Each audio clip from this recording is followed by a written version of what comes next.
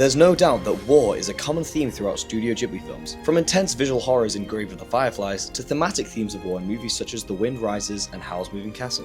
In this research project, I will delve into how there were varying degrees of hope and attitudes to war presented in these films and the debate surrounding them, as well as how it contextually relates to Japan in a World War II era. This is important as I believe there's a misrepresentation of Ghibli, glorifying director Hayao Miyazaki over others in their contributions to the company, whose films show a different side to the generally accepted Miyazaki take on war. As hope is difficult to quantify, leading into subjective feeling, for this essay we'll be defining hope as the optimism/opportunity for peace, taking into account the general political stance of each film. This will allow me to assess the films in this study without a bias of feeling to determine how or if they present hope in amongst war. Through films such as Howl's Moving Castle and Princess Mononoke, the argument emerges that Studio Ghibli films uphold strong pacifist values and always portray hope in the midst of war. Howl's Moving Castle shows this unwavering pacifism, posing the argument that war is entirely pointless, only harming those who have nothing to do with it. Srivastava argues it never allows viewers to feel sympathy for either of the warring nations and only shows the cruel aftermath of war.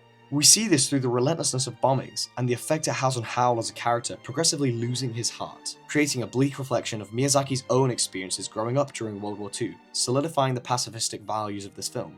However, the film doesn't dwell in this hopelessness, but uses it as a catapult for optimism in that Sophie's love is the only thing able to restore Howl's heart. The visual language also adds to this argument, with industrialization and war-related images being dark and gloomy, literally casting its shadow over the bright images of nature and freedom. The repeated representation of war in this way, coupled with the themes of pacifism woven through its characters, further represents Miyazaki's views on war in this film. Miyazaki states that he wanted to convey the message that life is worth living, thus grounding Howl's Moving Castle as a prime example of Studio Ghibli's hope through war.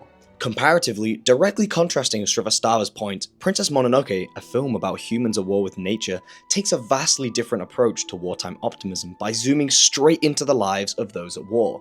The conflict in this film doesn't suggest that humans want war for war's sake, as it might appear in Howl's, but rather depicts it to have come from a genuine desire to expand community and progress as a society. Miyazaki supports this argument by saying that he didn't want it to be a story about a bad guy, which we understand only when Ashitaka visits Town himself and learns that they are not bad people and must now find a middle ground between the two forces.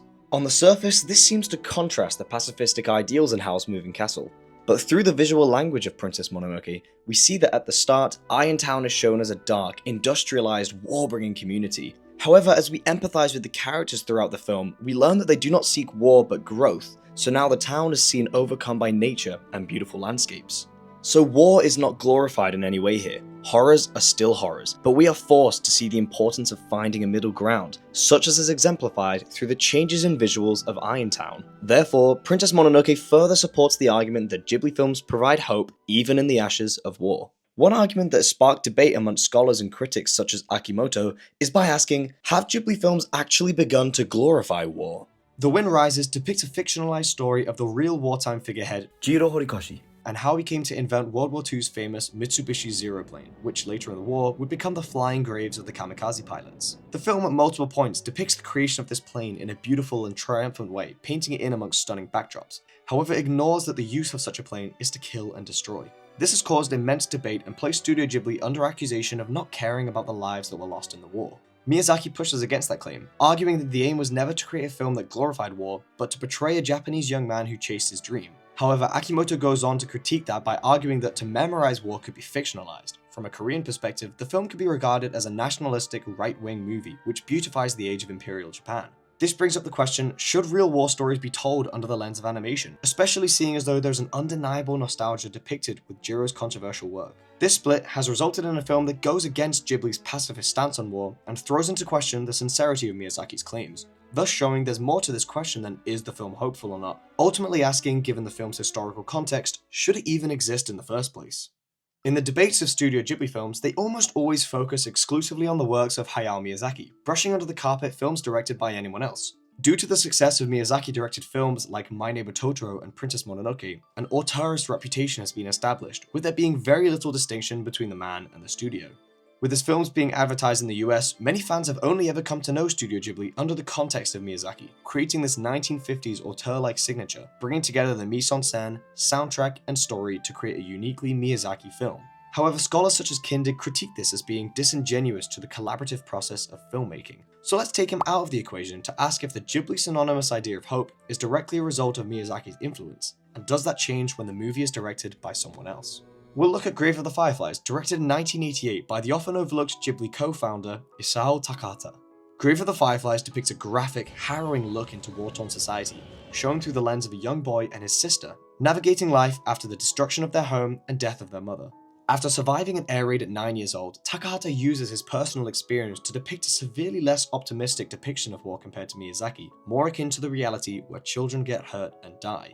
It wasn't my intention to give people the catharsis of crying, Takahata argues, and yet made a film so powerfully rooted in grief, it redefined what an animated film could accomplish. Kawayara argues that recent animated features have touched on more serious themes, but Fireflies, conversely, does not simply offer signs of grief, it is grief. A film about starving children who die in the end seems to be very far from Miyazaki's optimism-filled movies that Ghibli is renowned for, thus leading into questions on authorship having gone so far that a Studio Ghibli film has just become code for a Miyazaki film. To further support this, Takahata's depiction of war is directly in line with historical accounts of World War II, with Topman stating that as survivors became refugees, they were silent and calm, but the horror they went through reflected in their faces, which is eerily exactly what we see in this film. Should animated films depict this level of realism? Is the whole point not to escape to a different and better world?